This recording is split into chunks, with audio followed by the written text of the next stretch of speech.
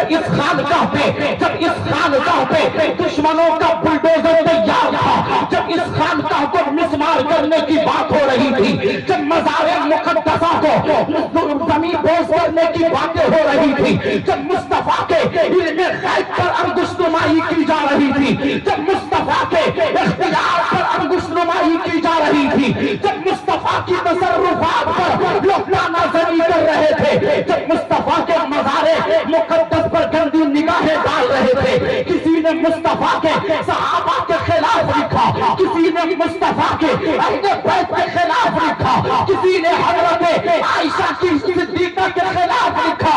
میں پوچھنا چاہتا ہوں کہ پوری دنیا کے تمام خانقاہ کے پیرانے اعظاموں کا قلم خاموش تھا، ایک قلم چلا جس قلم کے بارے میں خود صاحب قلم نے کہا ہے کہ دل کے رضا ہے، خنجر خونخوار برقرار، آگا سے کہہ دو خیر منائے۔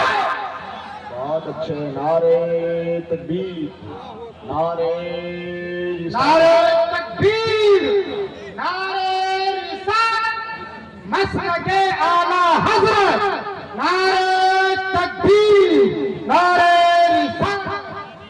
اور سن لیجئے، آج ہم جس آگوش میں بیٹھے ہیں نا، داتا غدا علی شاہ، رحم علی شاہ اور بہار علی شاہ، یہ رحمہم اللہ تعالی علیہم اجمعین، ان کی تمام تر برکات ہم تمامی لوگ یہاں حاصل کر رہے ہیں، اور انشاءاللہ یہاں سے حاصل کر کے ہم جائیں گے اور اپنے عقیدے کو بھی مستحکم بنا کے جائیں گے، تاکہ آج یہ اٹھنے والا فتنہ، رافضیت کا فتنہ ہمیں آ کر دبوچ نہ دے، بلکہ ہم کہیں گے یار ہمیں تم زیادہ تعریفیں مت بتاؤ، ہمیں تجھے ہمیں عقیدہ مت سکھاؤ، ہمیں بریلی کے احمد رضا نے مطلع القمرین دے کر پوری دنیا والوں کو بتا دیا کہ اگر عقیدے کی بات آئے تو نہ رافضی کی بات مانی جائے گی، نہ خارجی کی بات مانی جائے گی، بلکہ یہی کہا جائے گا کہ اہل سنت کا ہے بیڑا پار اصحاب حضور، نجم ہے اور نام ہے عطرت رسول اللہ، نجم ہے اور نام ہے عطرت رسول اللہ کی۔ اور یہ ایسی بارگاہ ہے نا جہاں جو جسمانی مریض ہو نا وہ بھی ٹھیک ہوتے ہیں، اور جو عقیدے کا مریض ہو وہ بھی ٹھیک ہوتے ہیں۔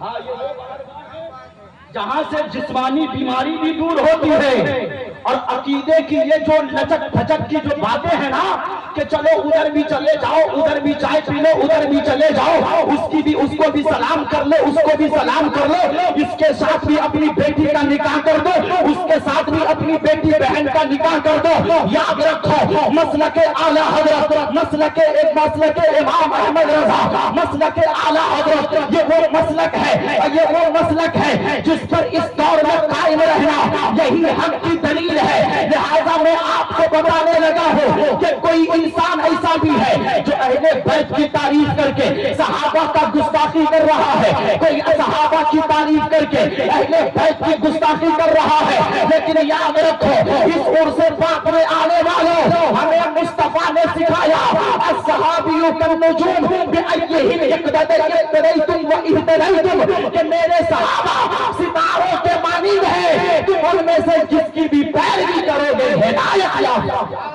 سبحان اللہ، نعرہ تکبیر، نعرہ رسالت، مسلک اعلیٰ حضرت۔ حضور نے فرمایا کہ جو شخص اہل بیت کی محبت اپنے سینے میں نہیں رکھتا اور اسی حال میں اگر دنیا سے چلا گیا تو اس پر میری شفاعت حرام ہے۔ حضور نے فرمایا اس کی شفاعت قیامت میں نہیں ہوگی۔ میں آپ کو بتا دوں آج جہاں مزار مقدس ہے، ہمارا عقیدہ ہے کہ مزار مقدس میں اپنی قبروں میں یہ تمام اولیاء ثلاثہ آرام فرما رہے ہیں اور ہماری حرکات و سکنات کو ملاحظہ بھی، یہ ہمارا عقیدہ ہے۔ اور کچھ لوگوں کا تو حضور کے بارے میں یہ عقیدہ ہے کہ معاذ اللہ مر کے مٹی میں مل گئے۔ میں وہ سنی ہوں جمیل قادری مرنے کے بعد میرا لاشا بھی پڑھے گا الصلاۃ، میرا तमाशा भी पढ़ेगा अस्सलातु वस्सलाम। आइए एक बुजुर्ग की बात याद आ रही है, मैं आपकी गोशे गुजार तक पहुंचाने की कोशिश कर रहा हूं। ये कौन बुजुर्ग है जिसे दुनिया हजरत मोहम्मद बिन सुलेमान अल जज़ूली के नाम से जानती है? ये वो बाकमाल बुजुर्ग है, ये वो बाफैज बुजुर्ग है, ये वो बाबरकात बुजुर्ग है जिनकी जिनकी किताब दलाइलुल खैरात है। आपने पहले चैप्टर से लेकर आखिर चैप्टर तक तमाम में दुरूद पाक ही को लिखा है। ये मोहम्मद बिन सुलेमान अल जज़ूली है। आप जब इंतकाल कर गए, एक नहीं दो नहीं बल्कि तकरीबन 100 साल का जमाना गुजर गया। 100 साल के जमाने के बाद जब आप किसी अर्ज़े आरिश के तहत आपकी कब्र को तब्दील करने की बात चलने लगी कि आपकी कब्र को एक जगह से दूसरी जगह मुंतकिल कर दी जाए, जब आपकी कब्र को खोदी गई, मिट्टी हटाई गई, तख्तियां हटाई गई, तो लोगों ने क्या देखा कि आपकी सलामत है। लोगों ने इस पर तो गौर व फिक्र किया, तो इसी नतीजे पर पहुंचा कि याद रखो कि जो दुनिया में अपने लिए जीता है, जो दुनिया में अपने लिए जिंदगी गुजारता है, जो दुनिया में अपने लिए जिंदगी बसर करता है, वो दुनिया ही में रहकर खत्म हो जाता है।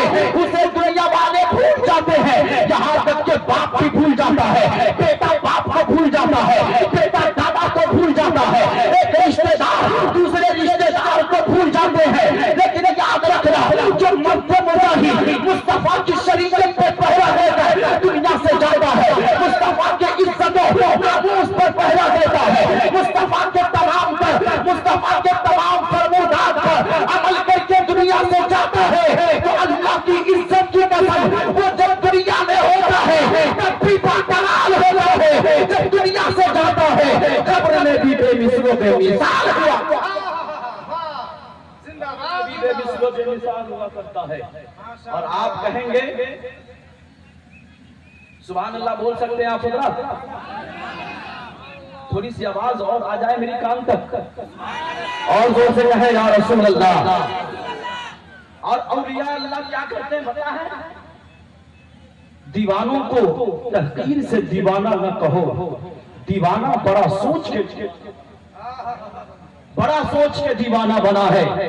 बज़ाहिर तो हमारे और आपकी तरह जमीन पर चल रहे होते हैं, हमारे और आपकी तरह किसी दरख्त के नीचे आराम कर रहे होते हैं, लेकिन उनकी निगाहें लोहे महफूज पर हुआ करती हैं।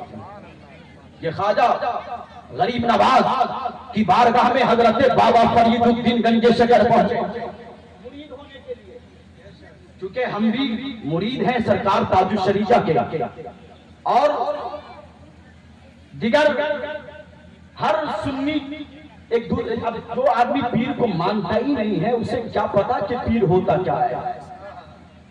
अबे पीर के बारे में बोलने वालों, तुम्हें तो ऐसे पीरों से पाला पड़ा होगा जिनके हाथों में 10-10 अंगूठियां होगी और जिनके सरों पर जो औरतों की तरह जोड़े बड़े होंगे।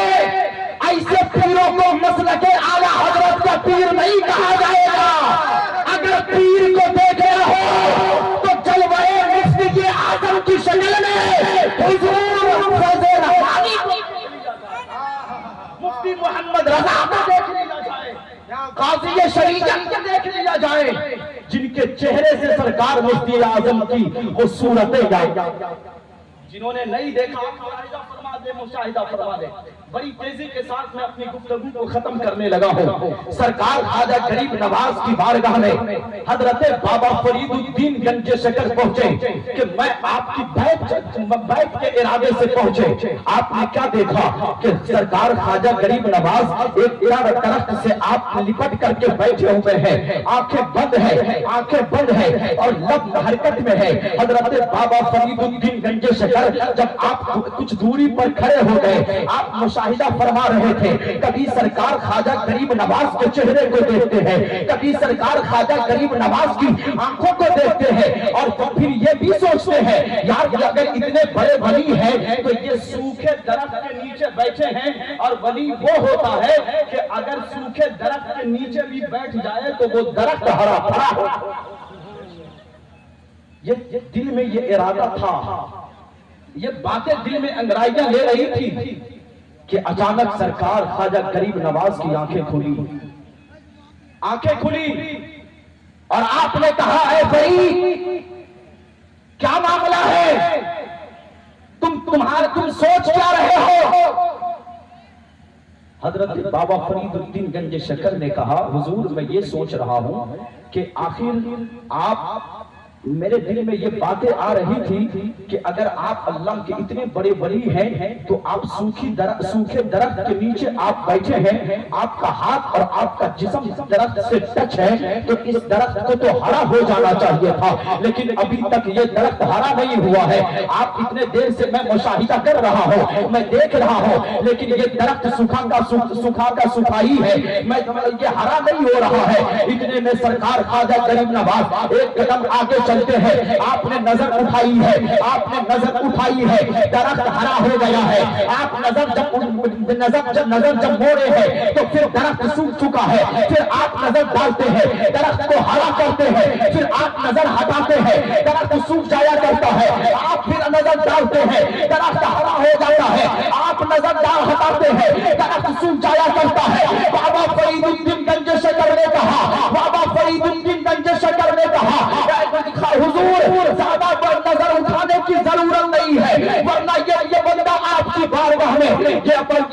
بارگاہ میں آپ کے قدموں میں جان دے دے گا۔ اتنا کہنا تھا۔ بابا فرید کی بارگاہ میں خواجہ غریب نواز نے کہا اے فرید گھبرانے کی ضرورت نہیں ہے، ارے غریبوں پر ولی کرامت دکھانے سے نہیں ہوتا، ارے جس کے سینے میں خشیت الہی ہو اور دین کا عامل ہو، مصطفیٰ کے فرمودات پر عمل کرنے والا ہو، وہ سچا ولی وہی ہوتا ہے۔